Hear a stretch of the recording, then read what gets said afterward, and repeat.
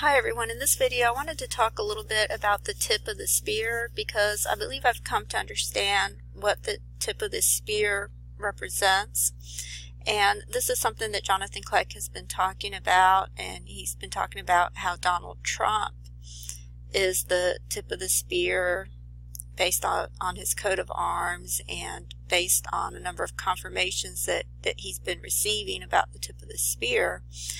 And what happened is, as I was watching this video, and this was a few days ago, so I don't remember everything about the video, but there was a point over here where he was talking about the word Cain, as in Cain and Abel, and he said that the meaning of the word Cain comes from a word that means lance or spear. And in the video he was drawing a connection with the line of Cain and how Donald Trump is going to be the tip of the spear, but as far as I know, he didn't make any mention of what the spear, the tip of the spear, actually represents. But as soon as I heard this word lance, I realized what the tip of the spear represents, because I had done a table some time ago, and I'll just show you the table. It was on Obamacare, and I actually had to recreate the table because I had done this table actually before I even started making videos, and I couldn't remember what the terms were that I had put in, so I had to play around with it until I could get this matrix to come up again.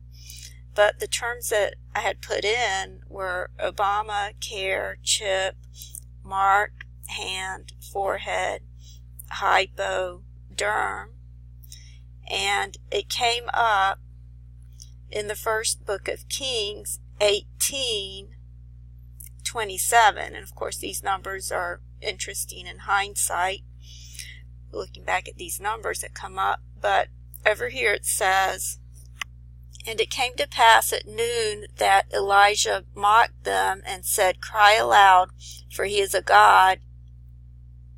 Either he is musing, or he is gone aside, or he is on a journey, or peradventure he sleepeth, and must be awaked. And they cried aloud, and cut themselves after this manner with knives and lances, till the blood gushed out upon them. And it was so, when midday was past, that they prophesied until the time of the offering of the evening oblation, but there was neither voice nor any to answer, nor any that regarded. And Elijah said unto the people, Come near unto me. And all the people came near unto him, and he repaired the altar of Jehovah that was thrown down. And Elijah took 12 stones, according to the number of the tribes of the sons of Jacob, unto whom the word of Jehovah came, saying, Israel shall be thy name. And with the stones he built an altar in the name of Jehovah, and he made a trench about the altar as great as would contain 2 measures of seed. And he put the wood in order, and cut the bullock in pieces, and laid it on the wood. And he said, Fill 4 jars with water, and pour it on the burnt offering and on the wood. And he said, Do it the second time. And they did it the second time. And he said, Do it the third time. And they did it the third time. And the water ran around the altar, and he filled the trench also with water. And it came to pass at the time of the offering of the evening oblation that Elijah the prophet came near and said, O Jehovah, the God of Abraham, of Isaac, and of Israel, let it be known this day that thou art God in Israel, and that I am thy servant, and that I have done all these things at thy word. So it's really interesting that it's talking about a God over here with a little g. And then it's saying that they cut themselves with knives and lances. And I'm not sure if I've done a video about this table or not, but I remember pulling up images of the word lances, and so you can see what that looks like. It looks like like needles, actually, when you look at images of lances. Okay, and so I had done another table on Obamacare, which I know I've shared this table before. This was on grievous sore, Obamacare, etch, beast, in subjection. And I've talked about before how this imagery over here actually makes a picture of a hypodermic needle, because you can see the words Obamacare over here. And over here, if you were to take the word sub out, it makes the word injection, and this forms the needle of the hypodermic needle.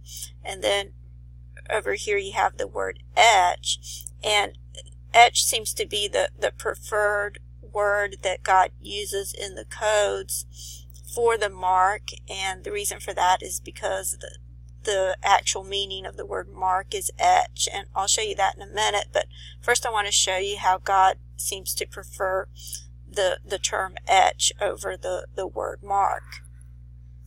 Okay, if you put in the word mark and beast, it's interesting that it comes up with 52 matches, especially considering the fact that this was a 52nd Super Bowl, and 5 and 2 adds up to 7. And I want to talk a little bit more about the imagery of the Super Bowl, because that also represents the mark of the beast. So it's interesting that that comes up with 52 matches. And then it comes up in Genesis 9:2, which the 2 can be interpreted as 11, because 11 actually represents 2 DNA strands.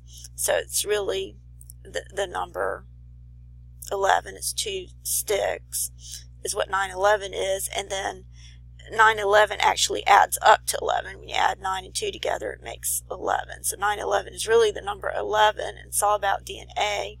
So it's interesting that that comes up in Genesis 9:2 through 9:10. So that's very interesting how it comes up. But if you put in the terms etch and beast, it comes up with 669 matches. So I think that's even more interesting how that comes up. And then it comes up in Genesis 1:23, which of course the number 23 has to do with DNA. That's why Bush read Psalm 23, and then Obama read Psalm 46. So that comes up in Genesis 1:23 and 1:24. And it comes up with 669 matches. So that easily looks like 666 if you just flip the 9 over. Okay, then if you put in the words name beast, because in the Bible it says either receive the mark or the name or the number of his name, of the beast. And so when you put a name beast, it comes up with 669 as well. And this is coming up in Genesis 1:20 through Genesis 1:24.